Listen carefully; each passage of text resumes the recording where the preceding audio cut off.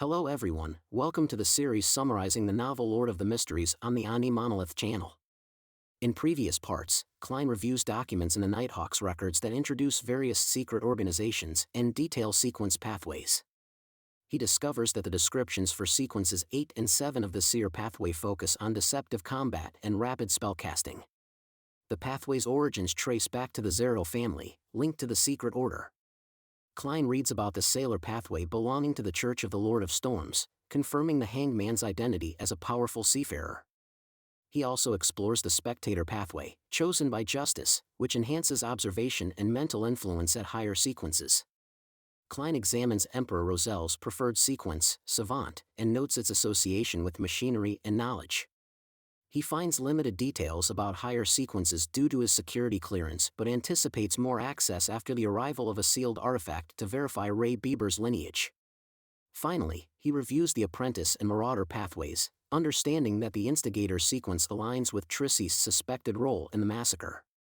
Then Klein noticed that some sequences had logical progressions, like Justice's Spectator pathway, while others seemed inconsistent. Despite brainstorming, he couldn't find a satisfactory answer, so he moved on to the Secret Order section. The Secret Order emerged in the Fifth Epoch, believing that the spirit is the essence of humanity, while the body is a prison binding it. They seek to liberate the spirit from the physical world through rituals, often resulting in bloody sacrifices. The Secret Order controls two sequence pathways, Apprentice and Marauder. However, information on Sequence 7 remains unknown. The Order's origins are speculated to be linked to the Abraham family of the Tudor dynasty in the Fourth Epoch, possibly through long-standing alliances with the Tamara family. Then Assassin and Instigator sequences are believed to connect to the Demoness sect. Klein concluded that the Fourth Epoch hid too many secrets, with many famous names originating from that era. When Klein searched for the Demoness sect, there were no records. He turned to Old Neil, who clarified that Klein's clearance was insufficient to access certain information. Neil mentioned that many documents were stored only at the Holy Cathedral, not at Tingen's Chinese Gate. He added that only Nighthawk's captains trained at the Holy Cathedral had such access. Neil explained that the Demoness sect worshipped the primordial witch, whom they saw as the true heir of the true creator. Their sequences reflected this belief, and the sect's high-ranking members were predominantly female, driven by their mission to cause calamities. Hearing this, Klein realized that Trissy, being male, might be diverging from this path.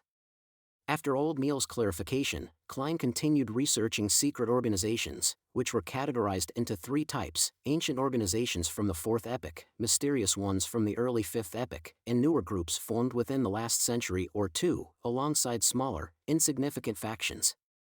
Reading this, Klein felt that the world was full of terrifying secrets. He hoped that the Tarot Society he had established wouldn't be listed as a high-ranking organization in the documents. Klein considered using divination to track Trissy but realized that without a precise appearance or a confirmed name, finding him would be more like being a prophet than a seer. Klein then spent the day learning new mystical rituals from Old Neil. Even though he hadn't joined the search for Trissy like the other Nighthawks, he awaited the arrival of sealed artifact 2-049 from Backlund, though it was delayed due to special circumstances. After finishing his studies with Old Neil and reviewing historical knowledge, Klein returned home to enjoy a pleasant dinner with Benson and Melissa. In the stillness of the night, at a 3-story house in the western part of Iron Cross Street, a figure gently leaped out of a window from the third floor and landed softly on the ground. It was none other than Trissy, the Instigator, the prime suspect in the massacre on the Alfalfa boat. Suddenly, a woman dressed entirely in a black cloak appeared and asked Trissy what he thought about the recent events. Trissy replied with great satisfaction that he had completed his mission and was fully prepared for his promotion. The woman in the black cloak affirmed her promise to provide Trissy with the Sequence 7 potion formula and 3 of its main ingredients. She reminded him, however, that he would have to obtain the remaining ingredients on his own. Then, she handed Trissy a book with an old and worn brass cover, with a strange star-shaped lock hanging beside it. At a glance, Trissy knew that what was inside the book was the potion formula, and he was overjoyed. But when he saw that the potion's name written on the book was Witch, Trissy was stunned. Seeing his reaction, the woman laughed and explained that this was why all the high-ranking members of the sect they belonged to were all women. Meanwhile, at Daffodil Street, after waiting for Benson and Melissa to fall asleep, Klein began performing the magical ritual, reciting an incantation from Earth, the very spell that had altered his entire fate. The mysterious wailing reappeared, and Klein struggled to maintain control before entering the gray fog. He saw the familiar sight of dark red stars near and far, along with the magnificent temple, unchanged from his previous visits. However, upon closer observation, Klein noticed that one dark red star symbolizing justice was constantly contracting and expanding in small but repetitive motions. Cautiously, Klein directed his spiritual energy toward the dark red star. As his spiritual energy made contact, Klein suddenly heard prayers just as he had taught Justice and the Hanged Man. "O Mr. Fool who does not belong to this era, you are the Lord of Mysteries above the gray fog, you are the King of Yellow and Black who wields good luck." Along with this came Justice's wish sent to Mr. Fool, "I beseech you for a beautiful dream." The voice of a young woman echoed continuously, sending Klein's mind into turmoil. He steadied his emotions, using cogitation to calm his inner unrest, and carefully focused on the blurry image in front of him. It was a young woman dressed in a white cloak with golden hair, standing before the light of 4 candles, respectfully reciting incantations. From the vague, distorted image, Klein deduced that this was the true likeness of Justice. At this point, Klein was convinced that his ritual incantation could indeed reach this place and, more specifically, accurately target himself. After marveling at his own ingenuity, Klein had an idea. He attempted to draft a response in his mind, then send it through the mysterious connection to Justice's dark red star, saying, "I know." At that very moment, Audrey woke up abruptly from her sleep, the image she had just seen in her dream vividly replaying in her mind. It was a dense gray fog, with a hazy figure standing in its depths. The figure's eyes were dark red, and a voice echoed in the empty, desolate world, "I know." Audrey was well aware that she had just dreamed of Mr. Fool and that the magical ritual and incantations taught by Mr. Fool really worked. Although she wondered why Mr. Fool had responded so late at night rather than immediately, Audrey did not dwell on it too much. Moreover, she reaffirmed in her heart that Mr. Fool was a mysterious being beyond her ability to resist. Afterward, Audrey set her mind on the important issues she needed to address. First, she needed to fully digest the spectator potion. She believed she had done a good job acting as a spectator. Second, she had to find the psychology alchemists. Third, Audrey wanted to seek an opportunity to obtain the formula for the telepathist potion from Mr. Fool or any clues about the psychology of alchemists. While Audrey was contemplating her priorities, Klein, acting as Mr. Fool, had disconnected from the star representing Justice to focus on his own concerns. Klein concluded, "It seems I can only transmit information back and forth, but I can't use it to harness power in this gray fog.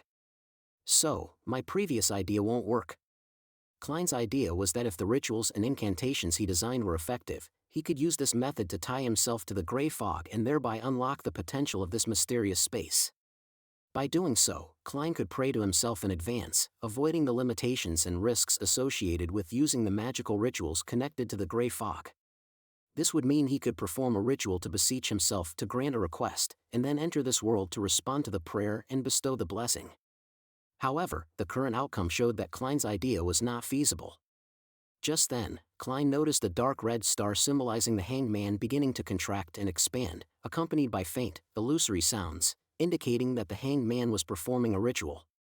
Klein focused on the unclear image that was appearing in front of his eyes. In that image, the Hanged Man was wearing a pitch-black cloak, standing before 4 flames, surrounded by a spiritual barrier wall designed to isolate external influences. After completing his prayer and waiting for a while without receiving a response, the Hanged Man began to dispel the spiritual wall, blew out the flames, and dismantled the altar. Before the image faded, Klein quickly sent a response to the dark red star, just as he had done before. Klein also concluded that the Hanged Man was indeed a seafarer, as he had detected that the other person used water element magic, just as described in the classified documents. At that time, Alger and his crew had arrived at the city of Generosity, the capital of the Rorstad archipelago, and stopped there. While the other sailors went out to have fun, Alger stayed at the hotel, waiting for a response from Mr. Fool after performing his magical ritual. However, nothing happened, so Alger decided to go have a drink of a strong liquor called Rands, as alcohol is a great catalyst for the folk of Rage to unleash their abilities. For this reason, members of the mandated Punishers from the Church of the Lord of Storms were particularly fond of this drink. As Alger stepped out of his room and crossed the hallway toward the bar, a sudden mist appeared, seeming to envelop everything. From within the gray fog, Alger saw a figure sitting in the depths, and a deep, familiar voice echoed in his ears, "I know." After a moment of dizziness and a splitting headache, Alger was startled to find that everything had returned to normal. Meanwhile, Klein was waiting for the mysterious sounds to disappear before leaving the gray fog and returning to the physical world. Once his mind cleared from the haze, Klein realized that he was back in his room. Thanks to the invisible wind wall he had set up earlier, Benson and Melissa were still sound asleep, unaware of what had just occurred. Before going to sleep, Klein made a plan for the next day. He would accompany old Neil to the black market.